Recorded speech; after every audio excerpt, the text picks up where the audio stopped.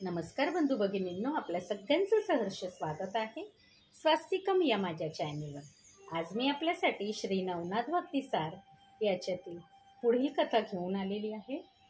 आणि आपल्याला जर माझे व्हिडिओ खरंच आवडत असतील तर आपण माझ्या चॅनलला सबस्क्राईब करा, माझ्या व्हिडिओला लाईक करा आणि कमेंटमध्ये ओम चैतन्य नवनाथेभ्यो नमः लिहायला विसरू नका।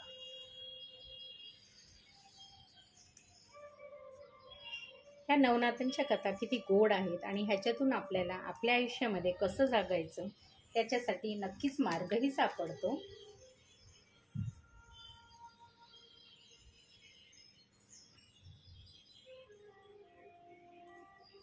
ही पोथी वाचायची इच्छा माझ्या मनात किती वर्षापासून होती, ती नवनाथांनी पूर्ण करून घेतली ह्या वेळेस आणि माझ्याकडनं हे पारायण घडत आहे आणि आपल्या सगळ्यांनाही ह्याचा लाभ होत आहे। श्री नवनाथांची चरणी एकच प्रार्थना, आपला हा व्हिडिओ ज्या कुठल्याही व्यक्तीपर्यंत पोहोचत असेल त्यांना त्यांच्या आयुष्यामध्ये पुढे मार्गक्रमण करण्यासाठी नक्कीच मार्ग आपल्या कथेंमधून मिळू दे, त्यांच्याही मनातील सर्व इच्छा पूर्ण होते, त्यांचं आयुष्य धनधन संपदा आरोग्य यांनी भरून जाऊ दे, हीच आपल्या चरणी प्रार्थना। श्री नवनाथ। ओम चैतन्य नवनाथेभ्यो नमः। अध्याय 35। रेवणनाथांवर दत्तप्रभूंचा अनुग्रह। रेवणनाथाचे कैलासाकडे प्रस्थान। श्री गणेशाय नमः। दत्तात्रय निघून गेल्यावर रेवण शेतावर जाऊन नांगर हाकू लागले। तेथे त्यांनी श्री गुरूंनी सांगितलेले मंत्राचे उच्चारण करताच महिमा नावाची सिद्धी स्त्री रूपाने प्रकट झाली। तिने त्यांना त्यांची इच्छा विचारली तेव्हा ते चमकले। त्यांना ही सिद्धी तुम्ही कोणतीही मनकामना पूर्ण करेल असे दत्तात्रयांचे बोल आठवले आणि मोठाच आनंद झाला। त्यांनी तिला झाडाखालची धान्याची रास सोन्याची करण्यास सांगितले। त्याप्रमाणे तिने ती रास सोन्याची केली। तो चमत्कार पाहून ते फारच आश्चर्यचकित झाले। त्यांनी तिला तू सतत माझ्याबरोबर राहा अशी विनंती केली। तेव्हा ती म्हणाली, मी तुमच्याबरोबर गुप्त रूपात राहून तुमचे काम करेन, पण माझ्या दर्शनासाठी तुम्ही अडून बसू नका। ते मान्य करून त्यांनी तिला धान्याची रास पूर्ववत करण्यास सांगितली। दुसऱ्या दिवशी सकाळी आपल्याला एवढी मोठी सिद्धी प्राप्त झाली असताना व्यर्थ काबड कष्ट करण्यात काय अर्थ आहे असा विचार करून ते झोपून राहिले। ते पाहून त्यांचा पिता सहनासारूप त्यांना उठवू लागले। तेव्हा ते म्हणाले, बाबा आता कष्ट करण्याचे दिवस राहिले नाही। ते ऐकून त्याला राग आला व ते म्हणाले, श्रीमंती उतू जायला आपण काय सावकार लागून गेलो आहोत? ते म्हणाले, होय आपण सावकारच आहोत, तुम्ही घरात जाऊन पहा। तेव्हा त्यांच्या वेड्यापणाला हसत तो घरात गेला आणि धान्याऐवजी सोन्याच्या मोहरांची रास पाहून थक्क झाला।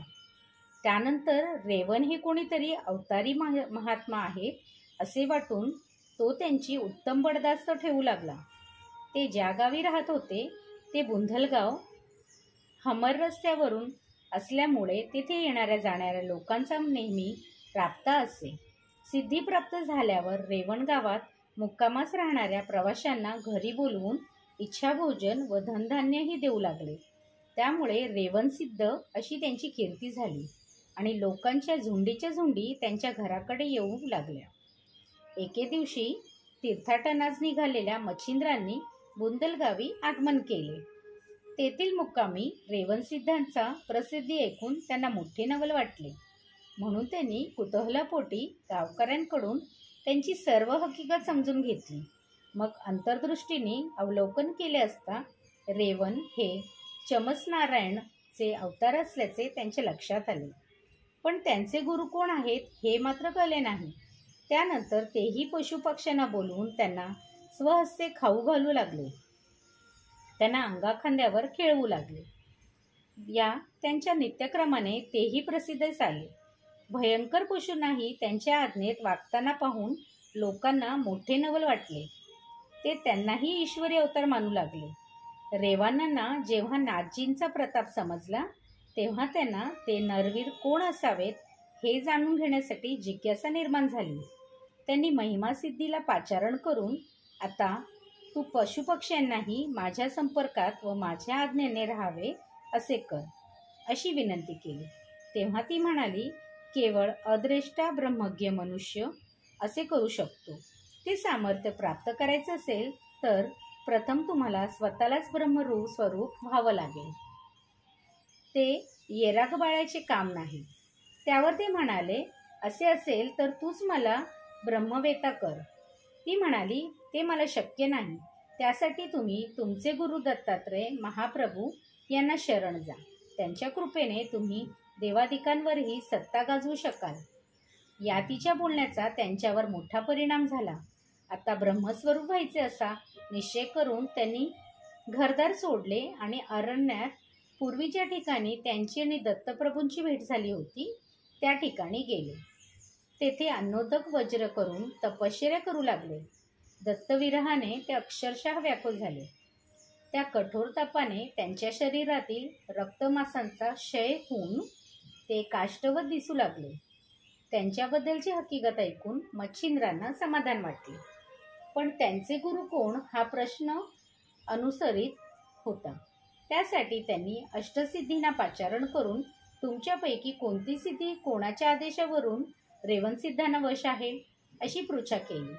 तेव्हा महिमा सिद्धीने मी दत्तप्रभूंच्या सांगण्यावरून त्यांचे सेवा करत आहे असे सांगितले. तेव्हा ते आपले गुरुबंधू असून त्यांना मदत करणे हे आपले कर्तव्यच आहे असा विचार करून ते दत्तप्रभूंना भेटण्यासाठी गिरनार पर्वतावर गेले. त्यांना रेवणविषयक सर्व वृत्तांत सांगितला आणि त्यांच्यावर कृपा करण्याची विनंती केली. तेव्हा दत्तप्रभू त्यांच्यासह रेवणापाशी प्रकट झाले. त्यावेळी आपल्या भेटीसाठी त्यांनी करून घेतलेली अवस्था पाहून त्यांचे हृदय गलबलले. त्यांनी त्यांना हृदयाशी धरले, त्यांच्याकडे कृपादृष्टीने पाहिले आणि ते मंत्रोपदेश करून सनात केले. त्यामुळे त्यांचा ब्रह्मज्ञानाचा बोध झाला. त्यांनी श्रीगुरूंना अत्यादराने वंदन केले. मग गुरुदेवांनी त्यांच्या ठायी वज्रसमान शक्ती प्रेरून त्यांना बलवान केले आणि त्यांना बरोबर घेऊन मुक्कामी परतले. गिरनार पर्वतावर सर्व अभ्यास करून घेऊन त्यांना सर्व समर्थ केले. नाथ दीक्षा दिली आणि सर्व देवतांकडून आशीर्वादही मिळवून दिले. त्यांच्या विद्याप्राप्तीच्या निमित्ताने मावंदे केले आणि लोकाद्वारासाठी तीर्थयात्रेस पाठवले. रेवणनाथाचे कैलासाकडे प्रस्थान. श्री गुरूंच्या आज्ञेने तीर्थटनास निघालेले रेवणनाथ विविध क्षेत्रांची भ्रमती करत पुढे मानदेशातील विटे गावी गेले. तेथे सरस्वती नावाच्या एका ब्राह्मणाकडे रात्रीचा मुक्काम केला. त्या ब्राह्मणाचे नशीब इतके खोटे होते की त्याचे 6 पुत्र जन्मल्यानंतर केवळ 7-8 दिवसातच मरण पावले होते. रेवण तेथे गेले तेव्हा त्यांचा 7वा पुत्र जन्मून 12 दिवस झाले होते आणि त्या दिवशीच त्याचे थाटात बारसे करण्यात आले होते. त्या रात्री तो ब्राह्मण त्यांचे पाय चेपत बसला असताना त्याचा तो मुलगाही मरण पावला. पण त्याची झोपमोड होऊ नये म्हणून तो व त्याची पत्नी जान्हवी यांनी हुंदकाही प्रकट होऊ दिला नाही. सकाळी रेवणनाथांना जाग आली तेव्हा सरस्वतीने त्यांना आपले मूल गेल्याचे सांगून आपल्या दुर्दैवाची करुणाकाहीने कहाणी ऐकवली. ते ऐकून त्यांना दया आली. त्यांनी त्याला पुत्राच्या शवाचे 3 दिवस रक्षण करायला सांगितले आणि त्वरेने यमलोकी गेले. तेथे यमाची भेट घेऊन त्याच्याकडे सरस्वतीच्या 7ही पुत्रांची मागणी केली. त्यामुळे त्याला संकट पडले. त्याने नाथांना भगवान शंकराकडे जाऊन कार्यसिद्धी करावी अशी विनंती केली. त्यांचे म्हणणे मान्य करून ते कैलासाकडे निघाले. श्री दत्तप्रभू पर्णमस्तु. शुभम भवतु, शुभम भवतु, शुभम भवतु. अध्याय 34 समाप्त. ओम चैतन्य नवनाथेभ्यो नमः. ओम चैतन्य नवनाथेभ्यो नमः.